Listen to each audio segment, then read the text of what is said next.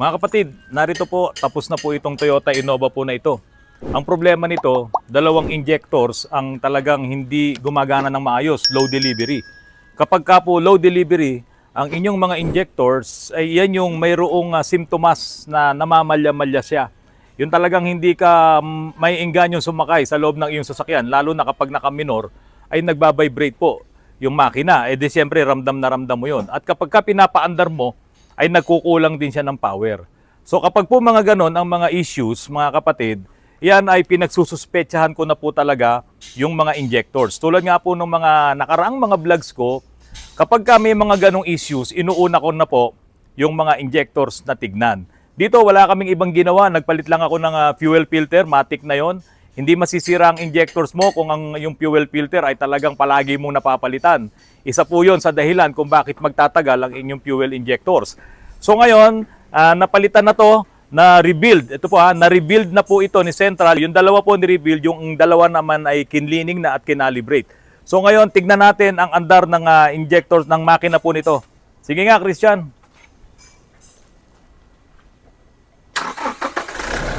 Yan. So mapapansin nyo, pantay na pantay po yan. Hindi katulad dati na kapag kaiyan ay in-start mo, nanginginig-nginig po na gano'n. Yan. Ngayon, pantay na po ang andar niyan. Na-test drive mo ba to? Hindi pa. So kailangan i-test drive mo din ha. Ngayon, tignan mo Christian ang result. Nabasa mo ba to? Hindi mo nabasa? Maganda, patayin mo muna ulit para pag-aralan natin itong ginawa ni Central. Ayan. Yan o, nagbayad po kami kay Central o. Oh. Doon po kasi sa nagsasabi na bakit daw yun daw iba, sila na mismo yung naggagawa ng mga injectors. Hindi ko alam kung merong mga shops na katulad ni Central na meron silang ganong gamit. At kung meron silang mga original na mga pyesa nitong mga injectors na yan, meron talaga silang pamalit na mga pyesa, yung pwede po yun, wala tayong magiging problema doon. Kaya lang kung wala ka naman talaga nung calibration na computer ang ginagamit, yung nasisimulate mo, yung trabaho ng 4 na injectors na parang nakakabit sa makina kapag pinapaandar mo yung iyong makina, yung ginagamit ni Central na yon, hindi mo kayang gayahin yung trabaho ni Central. So dito po, ang lumabas dito sa test niya, testing done, 2 pieces passed, ayan po oh, with the test result, 2 pieces no delivery, no test result, error in machine. So ito po yung lumabas doon sa ibinigay po sa atin ni Central na findings po nila. So dito, for rebuild, exchange common rail injector stage 2 with 1-year warranty. Ano? Warranty void if contaminated by dirt, rust, water, shorted solenoid, no old parts will return. So ibig sabihin, kapag nag-rebuild sila, wala na sila ibabalik na lumang pyesa. At sinabi rin po nila, void ang warranty nitong mga injectors na to if contaminated by dirt. Kaya nga po tayo ay nagpalit na ng filter. Ngayon, yung dirt, rust, and water, yun po, yung mga problema naman nung mga nababaha o kaya napapasok ng tubig, yung mga tangke nyo, yan, pwede rin pong maka-void ng warranty yan. Kasi paano nila malalaman na napasok ng tubig ang inyong injectors? Magkakaroon po kasi ng kalawang yun dun sa loob. At makikita po talaga yan. Tapos yun nga po, yung shorted solenoid. Dito po, ayan po, makikita nyo, ito yung mga pumasa, naka-check yan. Okay. Bali dalawa lang to kasi yung dalawa ay walang results. Ayan. Oh. So kaiba po ito doon sa mga calibration center na makikita nyo, ginagamit nila o kaya meron din silang makita doon, makina, nakikita nyo bumubuga-buga, pero wala po sila nito. Kaya ako po, nagsisettle ako dito kay Central kasi talagang sigurado na kapag dumaan doon sa kanilang makina, ay makikita lahat yung trabaho ng ating mga injectors. Kaya po ito, okay na po ito. Wala nang magiging problema. At doon po sa may-ari nito, okay lang na napagastos kayo doon sa dalawang injectors na ni-rebuild, kesa naman nagpa-ulit-ulit kayo, tapos sasabihan kayo na bumili nito, kasi yung iba, uunahin nila yung mga sensors. Uunahin nila yung common rail high pressure sensor, o kaya yung SCV, suction control valve. Magkano po yung mga pyesa na yan? Mahal po yan.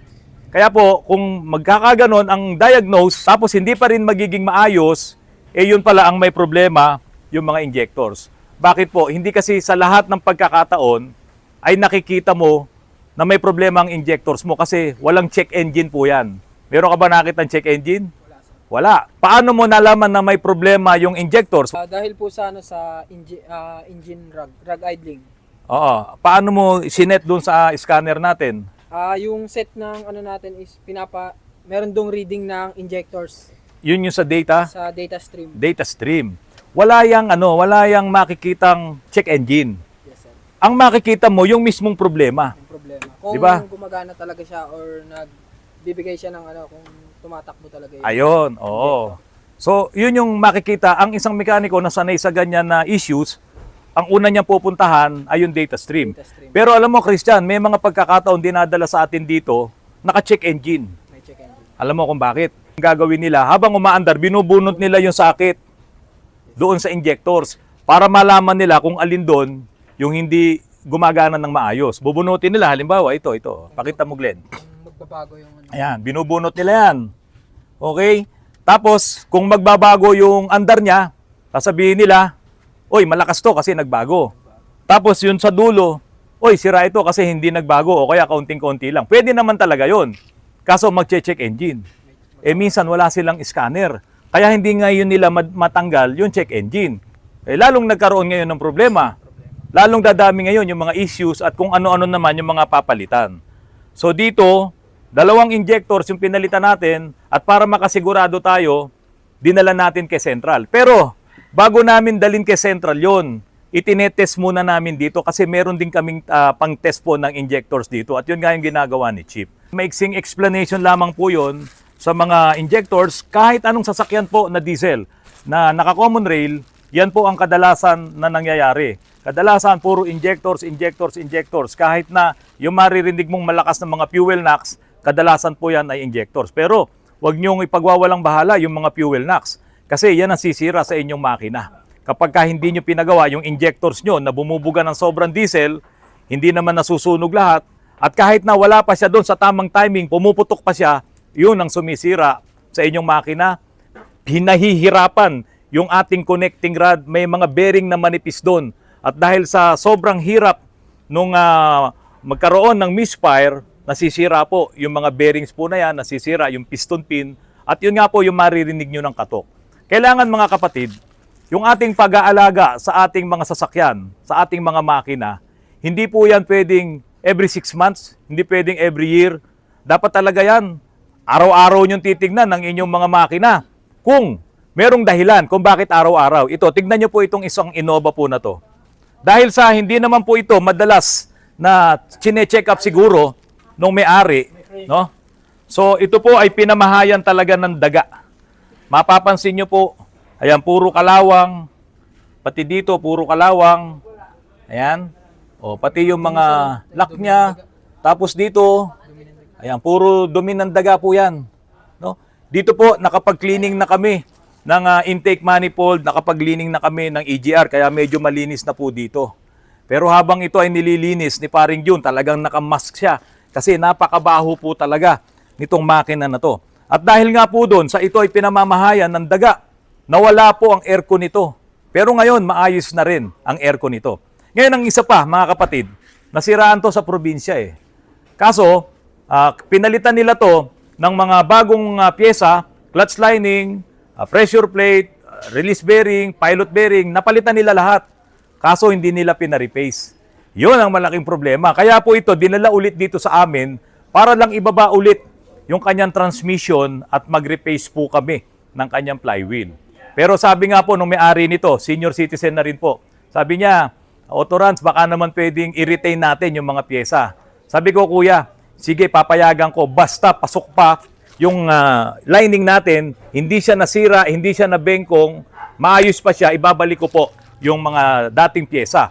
At mabuti naman, maganda pa rin yung lining niya, at ibinalik po natin at ngayon wala na po itong dragging. Ano po yung dragging?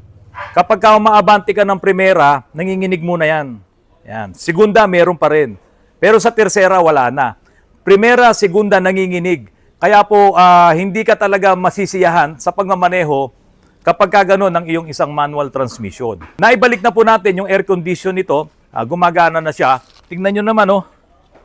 Ang dumi-dumi, oh. Oh, ang baho pa rin. So tayo na ngayon na magsimula ng paglilinis nito. Umaandar na to, okay na lahat. Pero bago natin ibigay doon sa may-ari, lahat ng mga may kalawang na to, pati dito sa terminal ng battery, ayan tulad niya, no? Ito pwedeng magkosto ng problema. Meron kaming naging customer na hindi nalinis yung terminal ng battery. Pag alis dito sa amin, nirescue pa namin dyan sa baba, sa tikling. Kasi naglo-lose contact yung sa battery. Ayoko na maulit yun. Kaya dapat ito tanggalin, lihahin, steel brush yan para hindi ito magkaroon ng problema.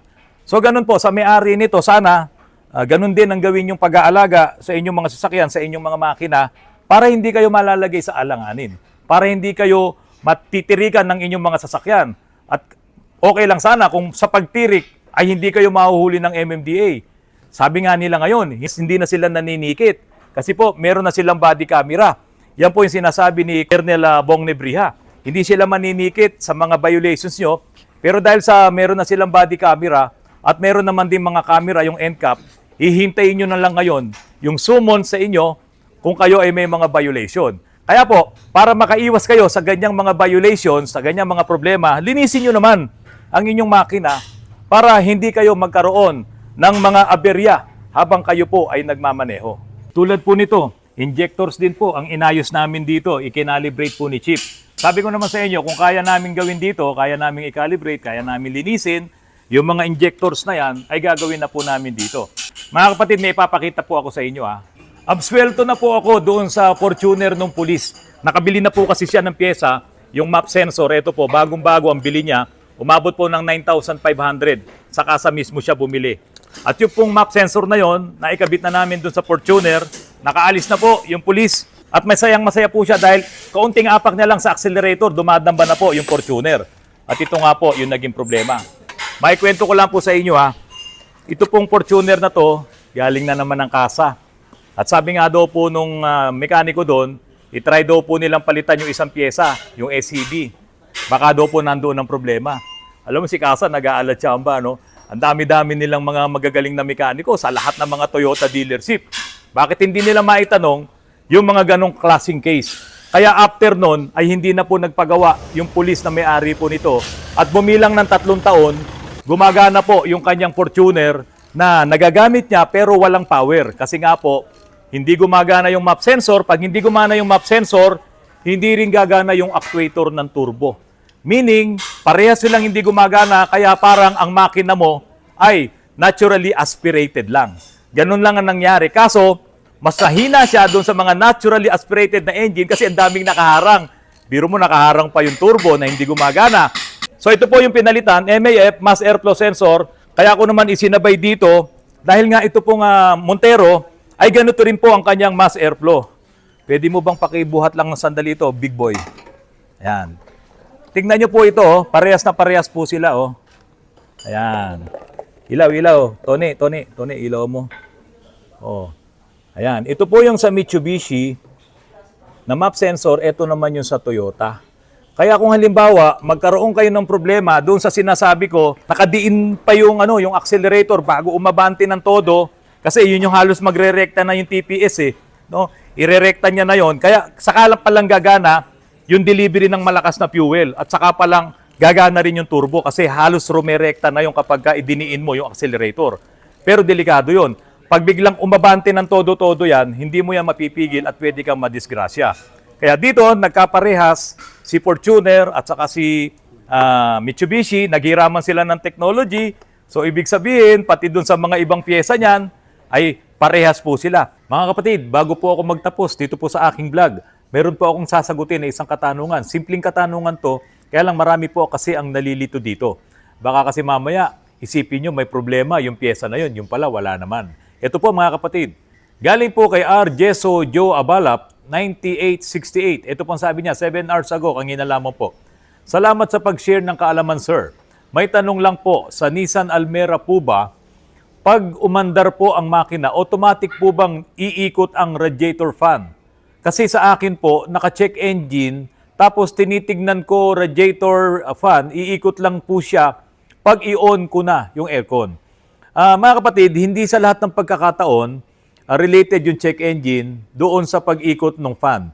Pero ang importante nga po talaga dyan, kapag ka may check engine, kailangan niya na ma-scan ng mekaniko para malaman talaga kung ano yung problema. Pero dahil dun sa sinabi mo, na kapag ka binuksan mo yung aircon, ay biglang gagana yung radiator fan kasi po talagang sabay na umiikot. Kung dalawa yung fans mo, yung electric fans dyan, kapag nagbukas ka ng aircon, sabay po talagang gumagana yan. So halimbawa, in-start mo ang engine mo sa umpisa, malamig pa, at hindi mo nakikitang umaandar yung radiator fan kasi nga po, malamig pa. Mayroon pong tinatawag na thermo switch dyan po sa makina natin. At yung thermo switch na yun, kapag na-reach niya na yung tamang temperature, gagana po siya, mag-o-on siya para i-trigger yung relay at i-trigger naman, paganahin naman yung radiator fan mo. Ngayon, kapag ka bumaba na ulit yung temperatura, dahil nga pinalalamig naman ng radiator fan, yung ating radiator, pagdaan ulit ng coolant doon sa thermo switch ay malamig na, magsi-switch off na naman yan at magte-turn off ang iyong radiator fan. Pero kung may check engine, kailangang ipa-check mo kagad yan, ipa-read mo kagad yung fault codes na yan para malaman mo talaga kung saan ang problema. Ngayon, pagdating naman doon sa umaga, malamig or malamig pa yung engine mo, in-start mo ang engine tapos binuksan mo ang aircon, talagang sabay pong gagana yan dahil yung ating condenser naman, yung high side ng yung air conditioning system ay kailangan may magpapalamig po doon na yun nga po yung auxiliary fan ng aircon, which is kasabay na gumagana nung radiator fan. Maraming salamat po sa patuloy na pagtangkilik niyo po sa aking channel. Kung meron po sa inyo na magkaroon ng interes na bilhin, ito pong aking, ayan po, yung Toyota Crown po na yan. Hindi ko na rin po kasi siya nagagamit. Sayang naman, kung kakalawangin lang ulit dito, so baka interesado kayo, bebenta ko po yan pag nagkasundo po tayo sa presyo. Mga kapatid, maraming salamat po sa patuloy na pagtangkilik niyo po sa aking channel. Sa mga susunod po, magpapakita po ulit ako sa inyo kung paano kami nagre-repair ng mga trabaho dito. Sa ngayon nga lang, ako po ay nasa relax mode lang muna dahil medyo mataas ang sugar po ng inyong lingkod. Kaya po relax din muna yung ating mga pagbablogs. Maraming salamat po. Magandang gabi po sa inyong lahat.